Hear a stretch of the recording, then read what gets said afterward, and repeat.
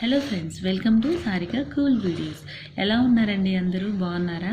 So friends, ఈరోజు ఏంటి అంటే నేను హ్యాండ్ వాషింగ్ టెక్నిక్స్ని చూపించబోతున్నాను. సో ఇప్పుడున్న సిచ్యువేషన్లో హ్యాండ్ వాషింగ్ అనేది చాలా ఇంపార్టెంట్ అనమాట. మీరు చూస్తూనే ఉంటారు, అడ్వర్టైజ్మెంట్ టీవీలో కూడా మీరు చూస్తూనే ఉంటారు హ్యాండ్ వాషింగ్ ఎలా చేసుకోవాలనేది. సో ఈ హ్యాండ్ వాషింగ్ టెక్నిక్స్ని ఫాలో అవ్వడం వల్ల ఏంటి అంటే మన హ్యాండ్స్ అనేటివి ప్రాపర్గా క్లీన్ అయిపోతాయి. మనం నార్మల్గా చేసుకునేదానికి ఈ స్టెప్స్ ఫాలో చేసుకునేదానికి చాలా డిఫరెంట్ ఉందన్నమాట.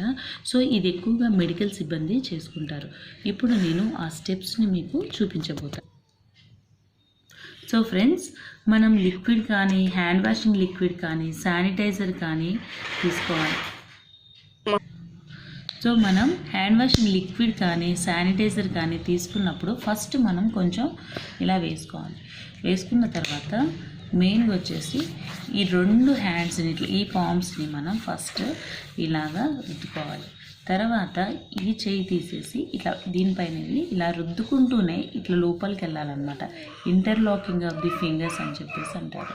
ఇలా వెళ్ళిన తర్వాత సేమ్ మళ్ళీ ఈ హ్యాండ్స్ తోటి ఈ హ్యాండ్ పైన ఇలా పెట్టేసి ఇట్లా, ఇది సెకండ్ స్టెప్ అన్నమాట.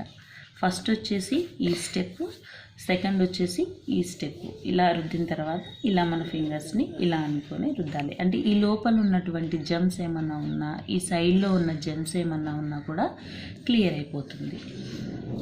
నెక్స్ట్ థర్డ్ వచ్చేసి ఈ ఫింగర్ టిప్స్ తోటి ఇక్కడ రుద్దాలన్నమాట. ఈ మధ్యలో అంటే ఈ గొంతు ఉంటుంది కదండి మనకి హ్యాండ్కి, ఇట్లా ఇట్లా సేమ్ మళ్ళీ ఈ హ్యాండ్తో కూడా ఇక్కడ రుద్దేయాలి.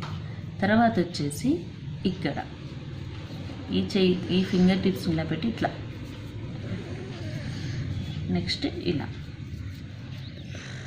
ఆ తర్వాత వచ్చేసి ఈ బొటన్ వేలు ఉంటుంది కదండి, ఎందుకంటే మనం ఇక్కడే చేసాం కాబట్టి బొటన్ వేలుకి మనం చేయలేదు కాబట్టి ఈ బొటన్ వేలుని ఇలా ఇక్కడ ఫస్ట్ ఇక్కడ పట్టుకోవాలి. ఈ కింది నుండి పై వరకు ఇలా తీసుకొని రావాలి.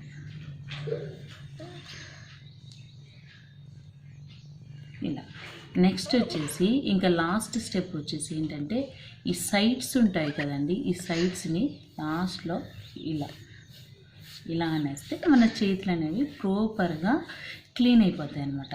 ఇది మనం 20 సెకండ్స్ వరకు చేసుకోవాలి. అంతేకాకుండా ఇక్కడ వరకు కూడా మీరు క్లీన్ చేసేసుకోండి. తర్వాత ఒకసారి ఇక్కడ వరకు కూడా మీరు క్లీన్ చేసుకుంటే మంచిది.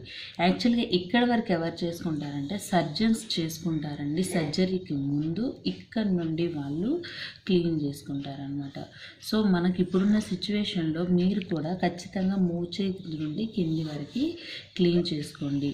ఎప్పుడు కానీ బయటికి వెళ్ళి వచ్చిన తర్వాత కూడా హ్యాండ్ వాషింగ్ చేసుకోండి. శుభ్రంగా ఉండండి. ఖచ్చితంగా ఇంట్లోనే ఉండండి. Stay home and stay safe.